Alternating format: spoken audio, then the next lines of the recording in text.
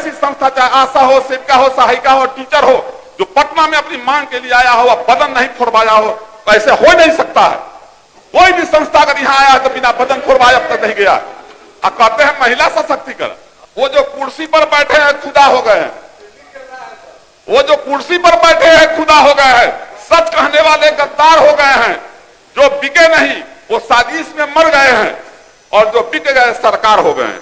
और हम लालू जी के कार्यकाल को भी देखे हैं, आप सम्राट भाई के भी कार्यकाल को देखे हुए हैं। इनका जब 19 मई 1999 को कृषि विभाग का शपथ ग्रहण लिए थे मंत्री पद का।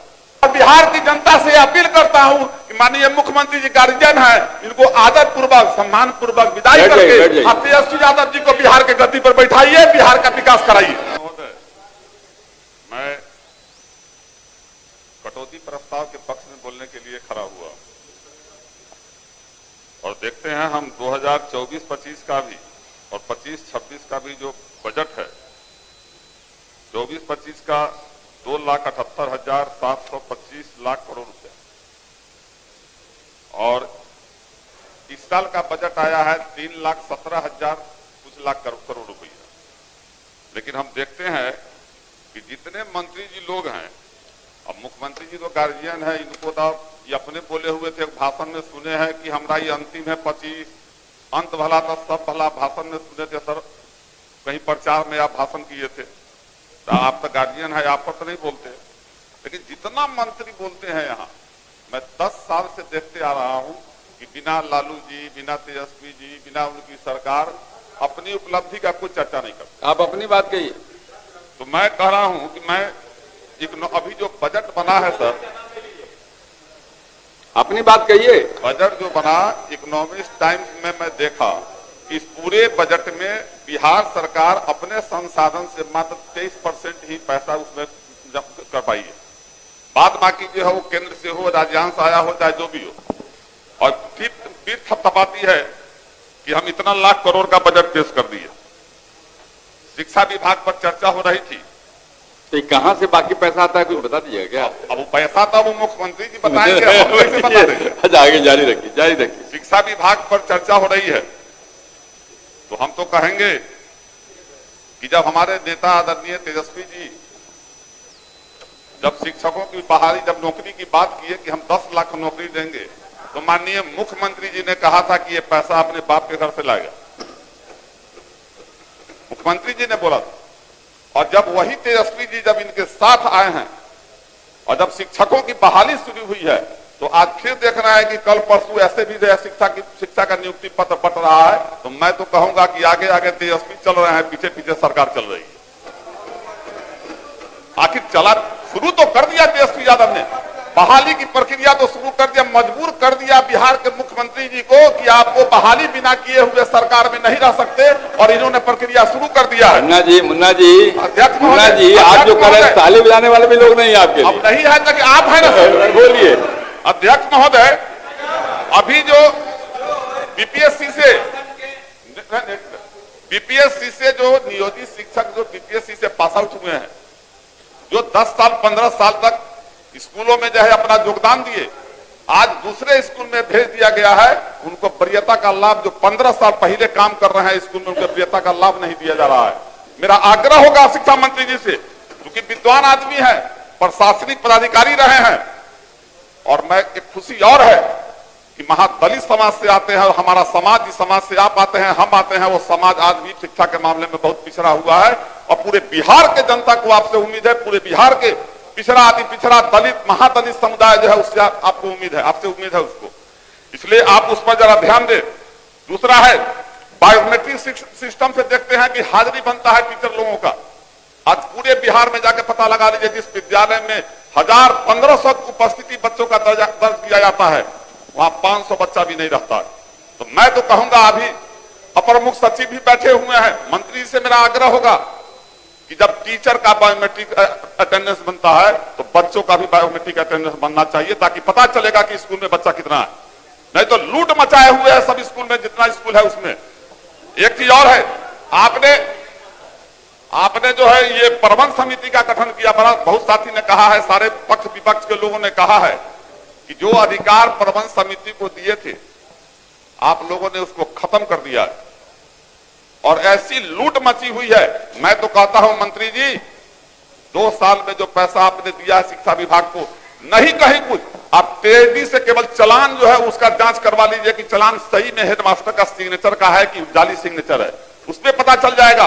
जिस जिला के जिस डीओ पर जांच कीजिएगा उसमें बेतिया की मोतिहारी ऐसे 3 करोड़ और 10 करोड़ ऐसे गबन मिलेगा।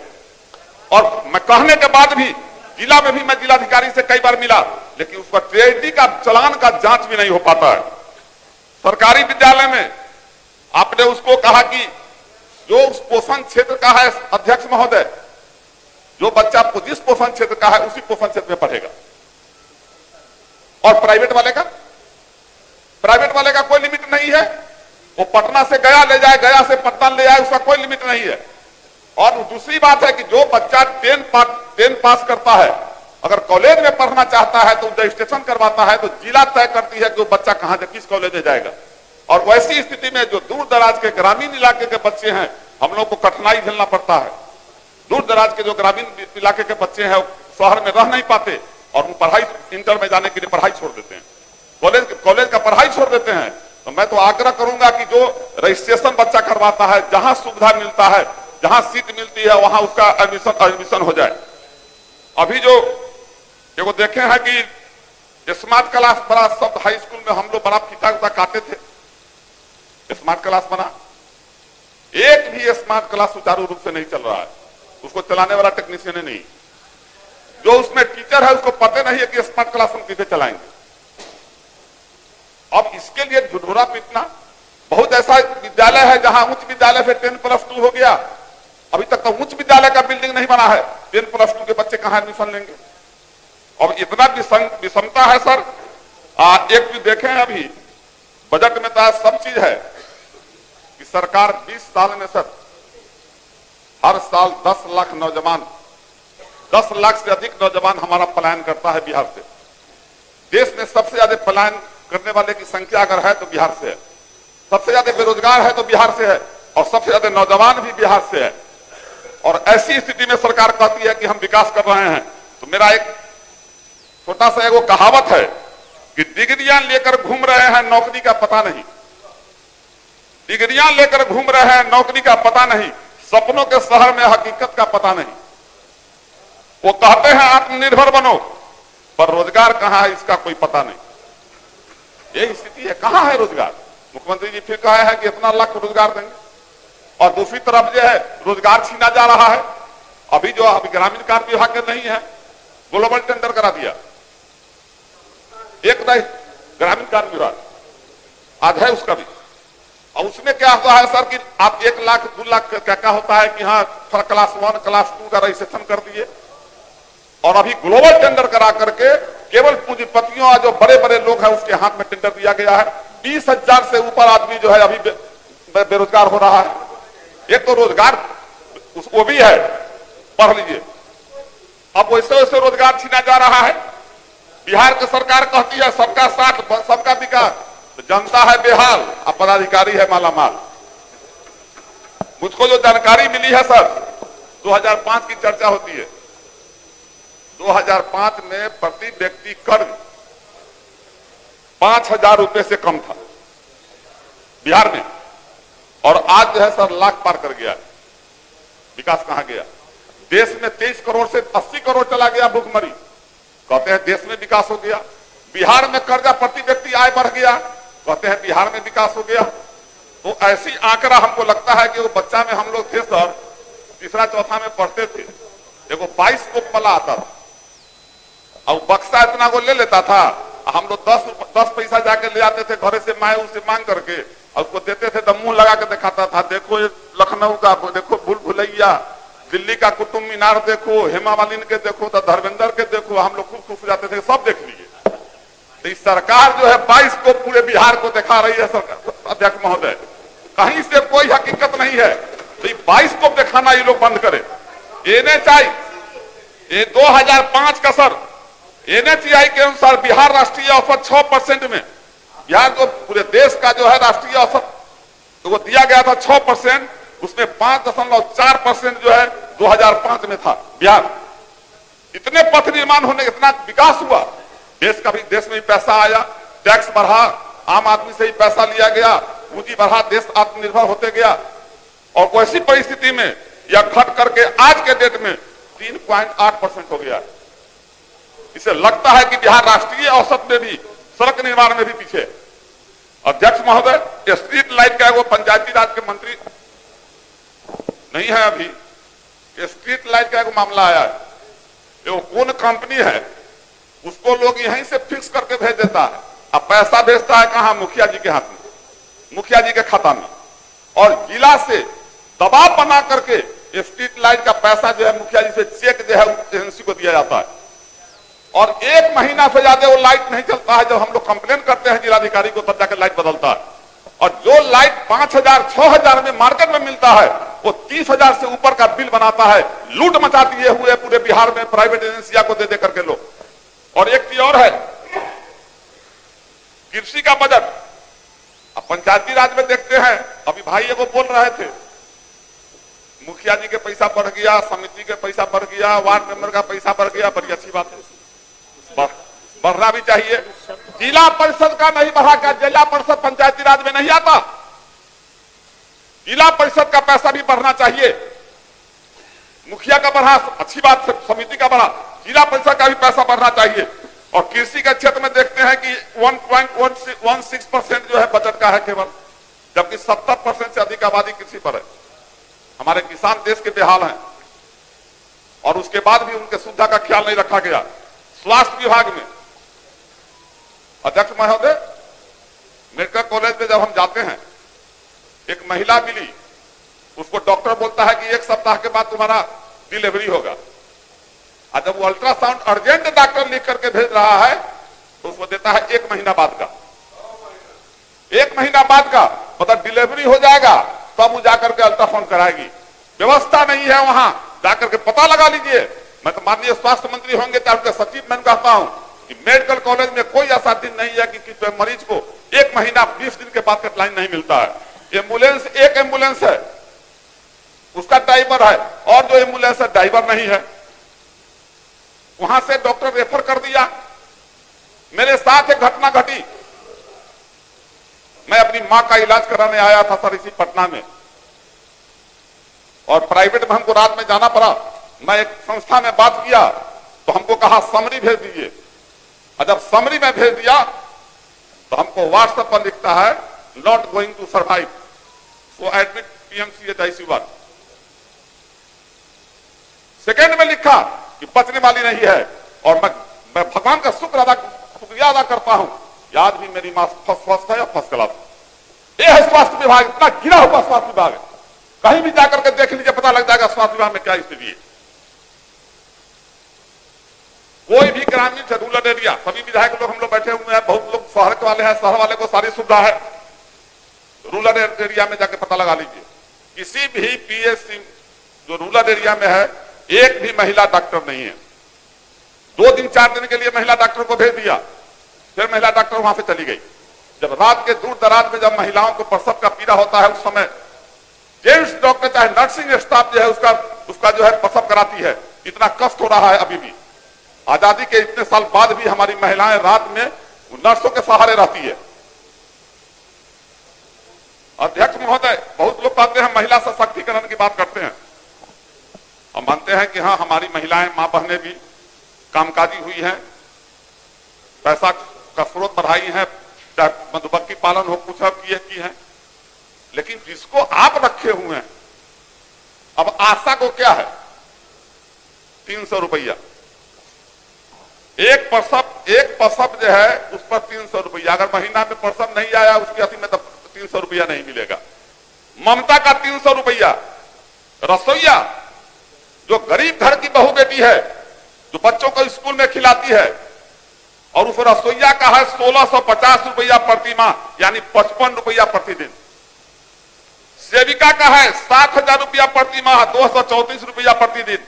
सहायिका का 4000 रुपया प्रति माह, यानी 134 रुपया प्रतिदिन। तो ऐसी स्थिति में 54 रुपया 55 रुपया पर लोग जो है विद्यालय में हमारी घर की मां बहन जो जाकर के काम करती है और खिलाती है, क्या सरकार उस पर विचार नहीं कर सकती? उसका मानदेय नहीं हो सकता? तो ये सब विसंगतियां हैं। कहते हैं महिला सशक्तिकरण कर रहे हैं, जो 2019 में एक और चीज सामने में आया है अध्यक्ष महोदय कि 2019 में 1768 इंटर पास अमीन का बहाली हुआ और वो जो बहाली हुआ उसको कोई अमानत का डिग्री नहीं, मेरिट के आधार पर उसको बहाल कर दिया गया और 1 महीना का उसको ट्रेनिंग दिया गया है। और जबकि ऑलरेडी बिहार में 20 से 25 हजार लोग अमानत करके पढ़ के जो सरकारी संस्था है वहां से पढ़ करके डिग्री लेके बैठे हुए हैं, उनका कुछ नहीं हुआ। और यहां तक कि कोर्ट उसके रिपोर्ट को मानता है, वो अगर मैं बनाता तो कोर्ट मानता है, लेकिन सरकार के हम नहीं मानता है। तो मैं तो चाहूंगा कि जो अमानत करके आप ही के संस्था से सरकार के से पास आउट है, आप उसको भी बहाली करने पर ध्यान दीजिए। हर लोग हर जगह बेरोजगारी है। एक कविता फिर याद आ गया हमको, लिख लेते हैं तब याद करते हैं। हर गली में बेरोजगारों की कतार है, हर गली में बेरोजगारों की कतार है, फिर भी कहते हैं बिहार में विकास की बहार है। वो आंकड़ों में खेलते हैं, वो आंकड़ों में खेलते हैं तरक्की का खेल। यहां भूख से मरता हर नौजवान बेहाल है। जहां जाइए त्राहिमाम, युवा बेरोजगार, घर किसान का हालत खराब, माता बहन का अभी महिला सशक्तिकरण का बात हो रहा था। माननीय मुख्यमंत्री जी के कार्यकाल को भी हम लोग देख रहे हैं और हम लालू जी के कार्यकाल को भी देखे हैं। आप सम्राट भाई के भी कार्यकाल को देखे हुए हैं। इनका जब 19 मई 1999 को कृषि विभाग का शपथ ग्रहण लिए थे मंत्री पद का, बड़ा मिठाई बड़ा लड्डू खिलाए थे, माप तौल का।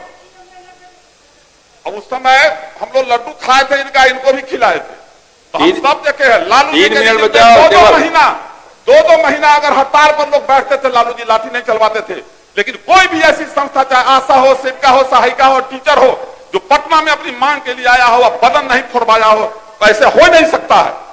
कोई भी संस्था अगर यहाँ आया है तो बिना बदन फोड़वाए अब तक नहीं गया। अब कहते हैं महिला सशक्तिकरण। कोर्ट में आज जो मुख्यमंत्री कह रहे हैं कि मुख्यमंत्री जी कोर्ट कि हमने पंचायती राज में आरक्षण दिया। हम भी राजनीति में 85 से राजनीति को जानते हैं। जिस समय हिंद केसरी यादव को हम लोग जिताए थे लोकदल से, राजनीति जानते हैं हम। उस समय जिस समय लालू जी की सरकार थी और जब चुनाव होना था तो उस समय कोर्ट ने आदेश दे दिया कि एकल पद पर आप आरक्षण नहीं दे सकते और कोर्ट में चला गया था मामला।